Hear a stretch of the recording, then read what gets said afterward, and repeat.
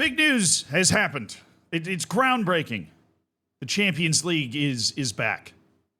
Now, I resisted as long as I could. I know you're looking at me and you're going, Zealand, surely the Champions League is not all the way back. It is. I didn't even talk to you about it when we were in the first round of Champions League qualifying. I waited until the second round of Champions League qualifying was finished to even mention it. Do you know how hard that is for me? Do you know how much I resisted the urge to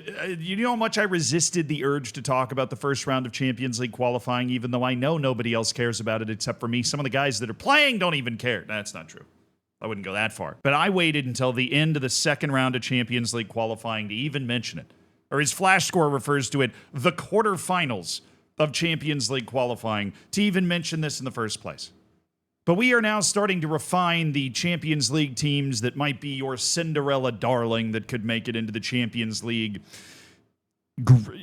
league stage. I almost said group stage, and then somebody from UEFA would have taken me out back and executed me. But we can start with all of the different matches that are going on. Right, these are all your Champions League qualified teams from nations that aren't the top five. If you don't know what Champions League qualifying is, it's this very long, drawn-out process where all of those Champions League qualified teams get refined down to, I know most Champions League stage teams do not go through qualifying, but a significant number of them come out of qualifying. And one of the teams that definitely has made it in the past is Victoria Pilsen. And this is a brutal second-round matchup that ended up between Victoria Pilsen and Servette. Servette actually won the first leg. Victoria Pilsen was down 2-0 on aggregate. So again, you're missing out on some fabulous drama. Before they scored 2 goals to level it, got a red card in the 66th minute, and then scored a penalty in the 87th to win on aggregate, meaning you've got Victoria Pilsen headed to the next round, while Servette, a team that has made European knockouts. I'm not kidding. And this might just be my encyclopedic knowledge here of random shit. I'm pretty sure Victoria Pilsen v Servette was a Conference League knockout match 2 years ago, and Victoria Pilsen won that 1-0. So these two teams have like a lot of history, but they're European knockout capable teams. And of course, if you lose in Champions League qualifying, you fall down to Europa League qualifying, and then if you lose there, you go down to Conference League qualifying. So we expect Servette to still make it to a group stage of some kind, but Victoria Pilsen is still alive to go to the Champions League. They are joined in that respect by RB Salzburg, who has beaten Brann out of Norway 5-2 on aggregate. This is a result that if it had gone the other way, would have been a massive surprise. Then Lech Poznan against Breidablik from Iceland. We know the Icelandic league has been on the move, but check out that first league that first leg result. It was a 7-1 win for Lech Poznan. So there was absolutely no drama in the second leg. Breidablik, the semi-pros out of Iceland, stood virtually no chance. One of my favorite teams from our last trip down European play lane, which was Noah from Armenia, a pretty new club that has emerged as an actual European competitor, managed to make it to a league stage, kind of remarkably.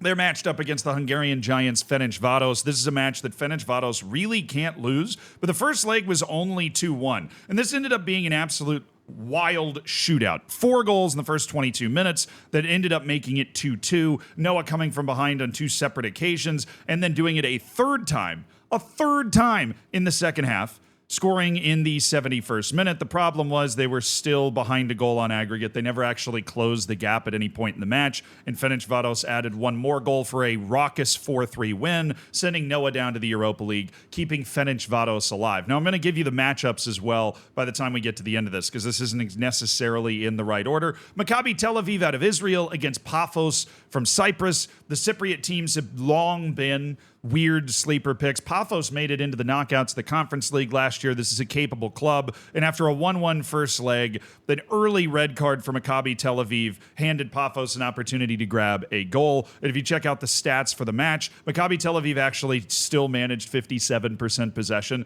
despite their red card. Paphos of Cyprus just a little bit more incisive. And so they move on. We could see a Cypriot team in the Champions League stage. Rangers, this is a brutal matchup. The Greek league is on the rise. They obviously won a European trophy 2 years ago as a league. Panathinaikos is a team that definitely is expecting to make a European knockout stage somewhere at some point. But Rangers is a team that made the Europa League final, obviously, a couple years ago. They are a big-time powerhouse, and they won the first leg 2-0, which is why this 1-1 ends up sending them through. Panathinaikos closed the gap to 1 goal on aggregate in the second half, but Rangers responded very quickly with a goal 6 minutes later. Tough draw. Brutal draw for Panathinaikos to have to go up against Rangers at this stage in the competition. Rangers probably annoyed. Obviously, they're at this stage of the competition because they didn't win the league, right? That's how you end up in this position, and that's why you end up with a particularly difficult battle, because there are different stages to this. There are the champions qualifying section, and there is the best placed qualifying section. Panathinaikos and Rangers didn't win their league, but they got into the Champions League anyways. That's how they end up in that spot. Big surprise here. FCSB, a European darling from last year, is out of the Champions League because of Shkindia from North Macedonia. Okay, that is North Macedonia does not produce teams that are able to compete at this level. Where FCSB, I believe it was in the Europa League last year, was a team that actually, I think, finished in the top 8. If they didn't, they just missed out on a top 8 finish in the Europa League stage, something like that.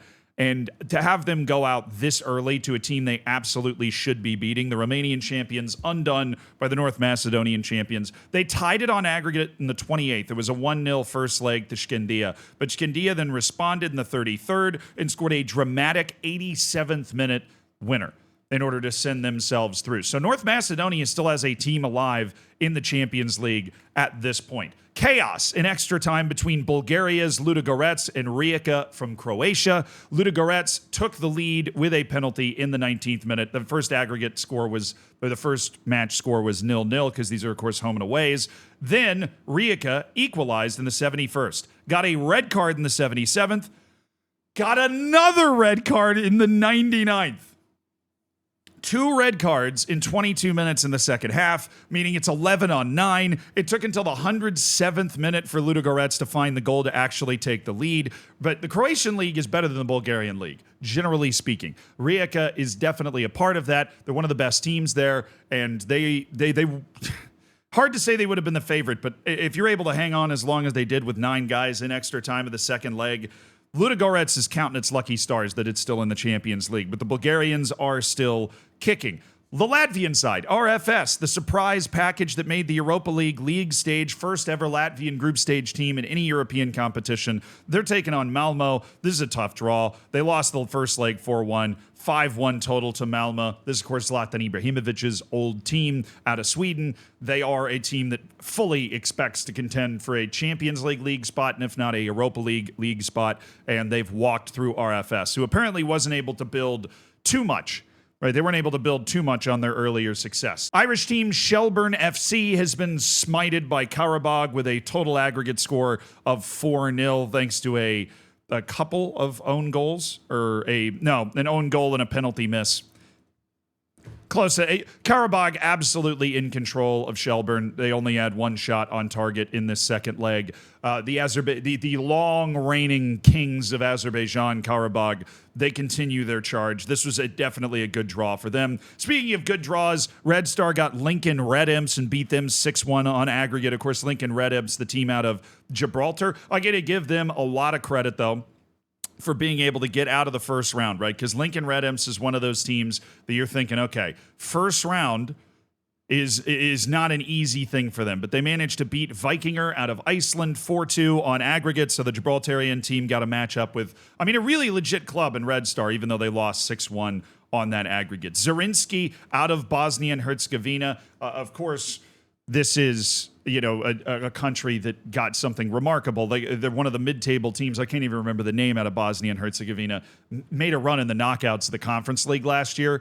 Zrinski was not that team, but they got matched up against Slovan Bratislava, who tanked them in the first leg 4-0. 6-2 ended up being the score on aggregate. But Zrinski did make it interesting for a little bit. They cut the aggregate score to 4-2 after a couple of goals in the second half, but Slovan Bratislava avoided the catastrophic upset, and Bosnia and Herzegovina still has a very long way to go. The Kosovan team, Drita, got matched up against Copenhagen, who only beat them 3-0 on aggregate. Particularly weird considering that Drita got a red card in the 27th minute and then Copenhagen was able to just get one goal, you get the feeling they kind of coasted to the finish. Copenhagen, one of the biggest teams playing at this stage of the Champions League. And on to another one of the biggest teams playing at this stage, Dynamo Kiev. Now, obviously, the Ukrainian teams, you never quite know what you're going to get because of everything that's going on in Ukraine, but they have still done remarkably well and stayed big competitive European clubs. 6-0 on aggregate against Hamrun from Malta. Hamrun, one of those teams that's just happy to probably,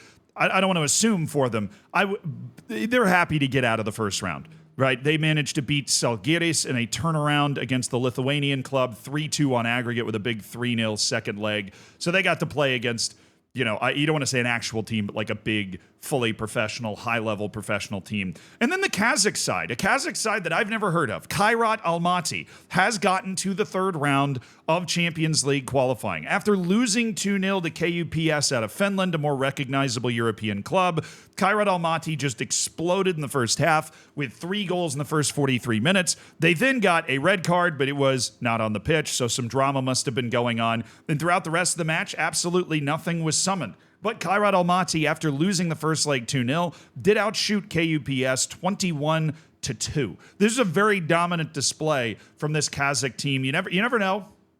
In those kind of developing leagues and nations from the former Soviet Union, teams can emerge and fall very quickly. So this might be a team that's seriously worth being reckoned with, like a Sheriff Tiraspol from a couple of years ago. We're going to find that out as we go later on into this process. But KUPS is an actually legit team. So what matchups does that set up for us? Well, Malmo and Copenhagen are in a showdown. That is a derby. If you know your world maps, you know that Malmo and Copenhagen are quite close to each other. They are right across the water. Copenhagen's on one side, Malmo's on the other. They're basically 2 big port cities that existed in the same passage from ancient times, right? Malmo and Copenhagen playing each other is going to be fantastic. The atmosphere is going to be crazy. You've got Red Star against Lech Poznan. That's going to be another difficult one to pick. Kairat Almaty against Slovan Bratislava. Again, we have no idea what we're going to get from that Kazakh team. Bulgaria against Hungary, which is just a throwback. What an excellent matchup. The Bulgarians, the Hungarians. Romans are shaking in their boots. Ludogorets against Ferencváros, probably the best. I mean, Ferencváros is the big team in Hungary. Ludogorets is the big team in Bulgaria. Dynamo Kyiv against Paphos. That's one that's going to slip onto the radar. And then on this episode of weird shit going down, Shkindia and Karabakh playing each other. North Macedonia against Azerbaijan. That's a good draw for Azerbaijan. They get an Irish team. They get a North Macedonian team. They got to be careful because Shkindia's got a little something going on. They barely survived the Welsh team in the opening round, which thanks to them for killing off the New Saints. But that win against FCSB is very, very, very impressive. Now, the non-champion qualifying stuff that's popping up here as well. You have Salzburg against Club Brugge. That's a good match. Club Brugge, I would probably make them the favorite. Salzburg's definitely been slipping in recent years. Then Victoria Pilsen against Rangers. Victoria Pilsen, very dangerous European team to be matched up with. They have a lot of experience. They've been in knockouts each of the last couple of years. They give really good teams problems. And then we get to the particularly painful, brutal, non-first place matchups. You have Nice against Benfica. So you've got the French team against Benfica. Nice and Benfica would both expect as Champions League qualified teams from their leagues to be in the Champions League stage, but now they have to play against each other, so get that one circled on your calendar. And then there's Feyenoord and Fenerbahce. That would be Jose Mourinho's Fenerbahce against a very good Feyenoord team out of the Netherlands. Who the hell knows what's going to happen in those matches? But I obviously love the Champions section. That's where you get the more interesting, more off the beaten path teams, but we have now reached the point, and that's kind of the reason I'm making this video, in the Champions League where we are getting matchups, Nice and Benfica, Feyenoord and Fenerbahce, like meaningful, very meaningful, interesting, intense Champions League matchups. And these are so important for these clubs because that Champions League group stage changes everything. Also, just figured I'd mention it.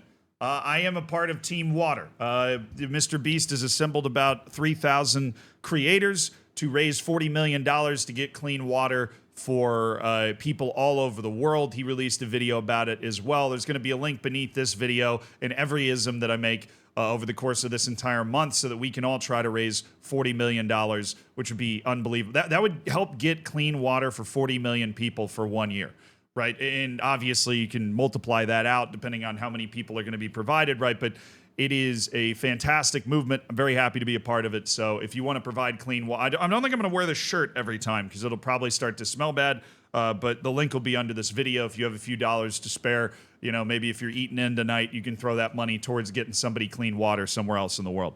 All right, Champions League is back. Nice.